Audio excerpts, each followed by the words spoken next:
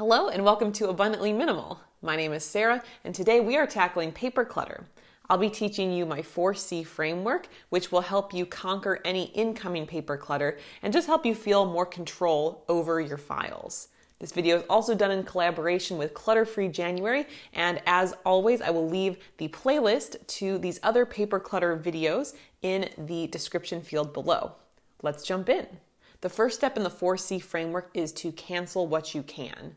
As you receive new paper clutter, whether that is coming in the form of mail, different papers from school or work, for family members or yourself, we want to examine them and identify if they actually need to be here. Do they serve a clear purpose for us, or are they serving a purpose for someone else?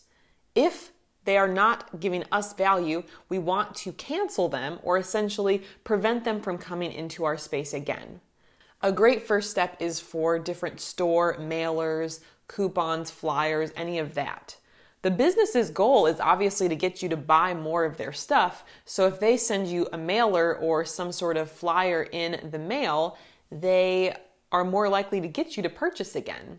In these situations, we want to unsubscribe or opt out of these paper notifications that are being mailed to us because it only is wasting our time each and every time one of these flyers shows up. Now, opting out of paper-based notifications from different places is usually not quite as easy as hitting the unsubscribe button in an email or on an online social network. However, you'll often find there is a phone number that you can call or someone you can contact to get yourself off these lists and to prevent them from sending you this information in the future. And while it's a bit of a pain to have to make that conversation, I like to consider it as an investment. Sure, it's not fun and it might take 5 minutes or maybe 10 minutes if it's really slow to call and get myself off of this list. However, then in the future, I never have to deal with that garbage coming in again, and therefore less paper clutter in my space, less waste because they're not then mailing extra papers and making extra copies of these papers to send out. So it's really a win-win. And I encourage you each time you're getting mail or when new papers come into your space, really examine them and see if you could just cancel this and prevent it from coming in the future. Part 2 of the 4C framework is to clarify. We want to gain clarity about what we need to keep and what we have. One of the biggest frustrations with paper clutter is that we're confused. We don't know what we need to keep, how long we need to keep different records, how to organize it properly. Sometimes we just don't even know what different forms mean. And this can be really stressful. And when we're stressed or confused, we just hold on to more just in case. I cannot recommend enough taking some time to look into these questions you're concerned about.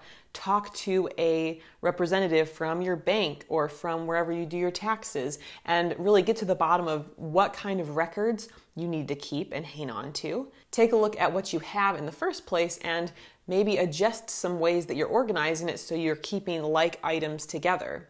I know for myself, I used to have some fear and confusion about my taxes when I was first doing taxes for myself. I need to take the time, educate myself, and learn what my specific situation was for taxes. And now that I understand it better, it's made things so much easier, especially as I'm balancing both personal taxes and business taxes. Since I understand what I'm doing, it makes life easier and I don't feel the need to save all these extra papers just in case. I'm saving exactly what I need for my tax purposes. Of course, this varies a lot based upon many factors, so you'll need to do the research yourself for whatever your lifestyle is, but I encourage you to get clarity about the types of papers you have so you can make informed decisions rather than, I'll just throw this in a folder somewhere. Step 3 is to contain. Now that you've understood better what types of paper you have and what paper must be kept, filed, or saved, it's time to figure out how you're going to save it and what your system's going to be. With containing, there's definitely many options, and everyone must do what's best for them. In our personal circumstances, we used to have a filing cabinet, but we realized it was just too bulky for what we needed, and we were saving more just because we had such a large container to store things in.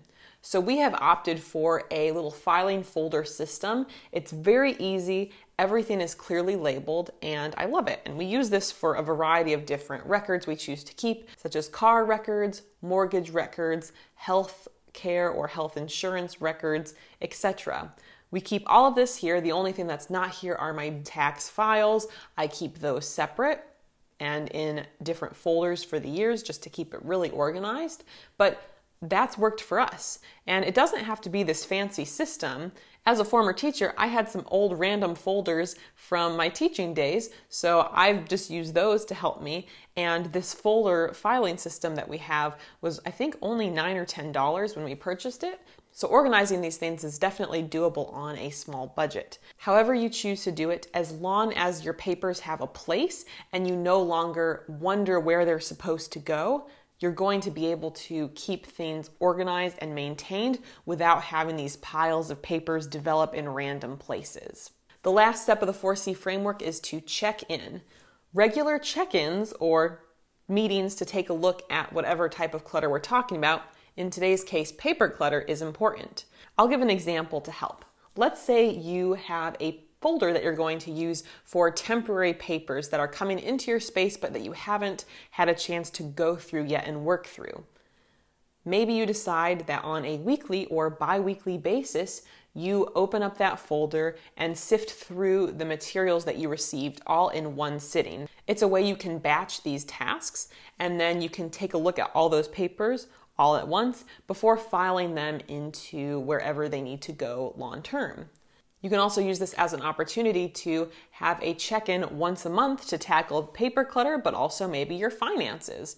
In life, our systems and our plans are only effective if we're able to maintain them.